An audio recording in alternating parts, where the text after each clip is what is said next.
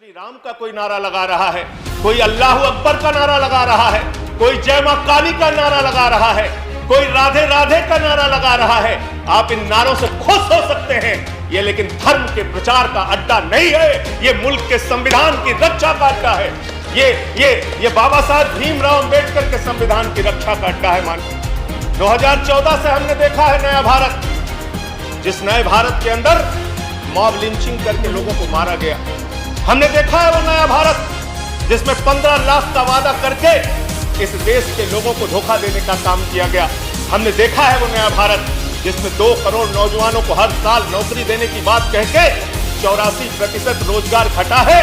और हिंदुस्तान की आजादी के बाद पहली बार ऐसा हुआ कि 45 वर्षों में बेरोजगारी का स्तर सबसे ज्यादा अगर बढ़ा है तो इस कार्यकाल में बढ़ा है। हमने देखा है नया भारत। झारखंड में क्या हुआ मान्यवर?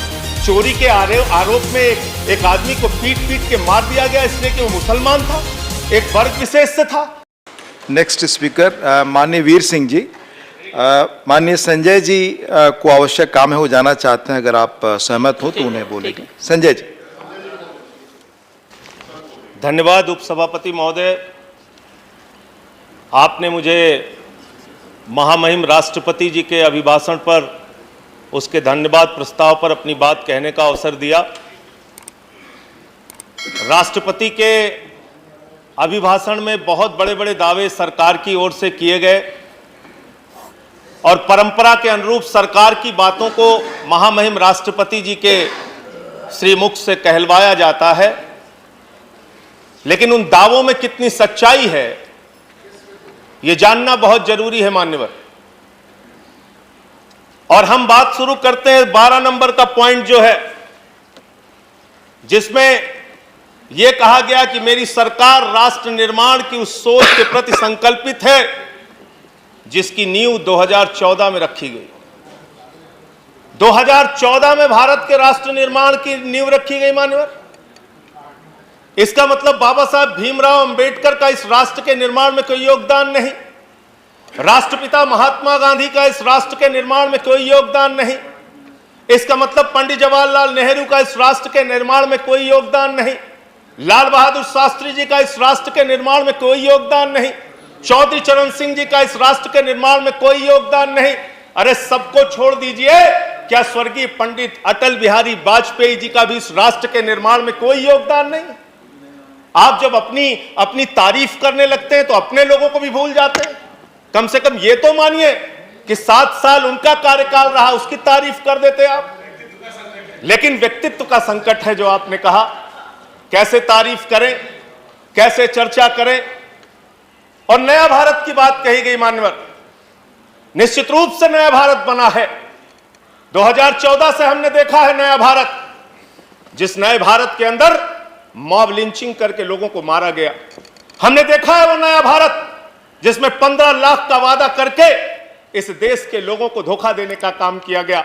हमने देखा है वो नया भारत जिसमें 2 करोड़ नौजवानों को हर साल नौकरी देने की बात कह के 84% रोजगार घटा है। और हिंदुस्तान की आजादी के बाद पहली बार ऐसा हुआ कि 45 वर्षों में बेरोजगारी का स्तर सबसे ज्यादा अगर बढ़ा है तो इस कार्यकाल में बढ़ा है। हमने देखा है नया भारत मानव।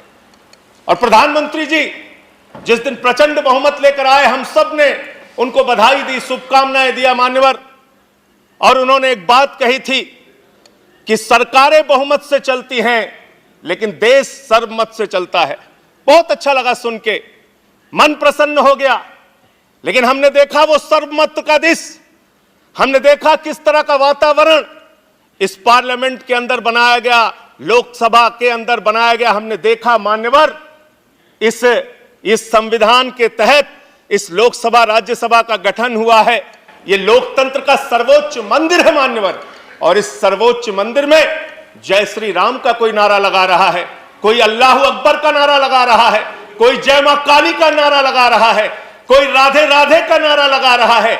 आप इन नारों से खुश हो सकते हैं, ये लेकिन धर्म के प्रचार का अड्डा नहीं है, ये मुल्क के संविधान की रक्षा का अड्डा है। ये बाबा साहब भीमराव अंबेडकर के संविधान की रक्षा का अड्डा है मान्यवर। जिस सपने को लेकर हमारे वीर सपूतों ने अपने प्राणों की आहुति दी, उस सपने की रक्षा को करने का ये मंदिर है मान्यवर। यहाँ पर नारे लगा के हम एक दूसरे के ऊपर खुश हो सकते हैं, वंदे मातरम पे सवाल उठाते हैं, मुसलमानों की देशभक्ति पे आप सवाल उठाते हैं, और कुछ लोग ऐसी टिप्पणी भी करते हैं जो मेरी समझ में नहीं आता। मैं अन्ना जी के आंदोलन के मंच का संचालन कर रहा था मान्यवर, मेवात से एक मुस्लिम लड़की उस मंच के संचालन के दौरान कही कि उसने कहा कि मैं समर्थन देने आई हूं, भाषण देना चाहती हूं। भाषण जब उसने समाप्त किया उस मुस्लिम लड़की ने, तो उसने कहा भारत माता की जय, भारत माता की जय, वंदे मातरम। और मैं उस विचारधारा से सहमत नहीं हूं, मेरा इस्लाम इतना कमजोर नहीं कि वो वंदे मातरम कहने से खत्म हो जाए। इस तरह की सोच के लोग हिंदुस्तान में रहते हैं। मैं जिस सुल्तानपुर के छोटे से शहर में काम करता था, वहां मेरे साथ शमशाद भाई काम करते थे, बहुत आपसे ज्यादा तेज भारत माता की जय वो लगा सकते हैं, वंदे मातरम लगा सकते हैं। आप आज इस नए भारत में कर क्या रहे हैं? झारखंड में क्या हुआ मान्यवर? चोरी के आरोप में एक आदमी को पीट के मार दिया गया इसलिए कि वो मुसलमान था, एक वर्ग विशेष से था। क्या इसकी चिंता इस सदन को नहीं होनी चाहिए? क्या धर्म के नाम पे इस देश के अंदर बंटवारे चलते रहेंगे? ये विविधता में एकता वाला देश है, यहाँ पे सभी धर्म, सभी जाति, सभी वर्ग के लोगों को सम्मान से रहने का हक है। लेकिन आपको तो दाढ़ी से आपत्ति हो जाती है, टोपी से आपत्ति हो जाती है। अच्छा हुआ आप 1857 में नहीं थे, वरना दाढ़ी रखाकर जिन उलेमाओं ने अंग्रेजों के खिलाफ लड़ते हुए अपने सर कटवाए, उनके बलिदान को आप शर्मिंदा करते, उनके बलिदान को आप शर्मिंदा करते।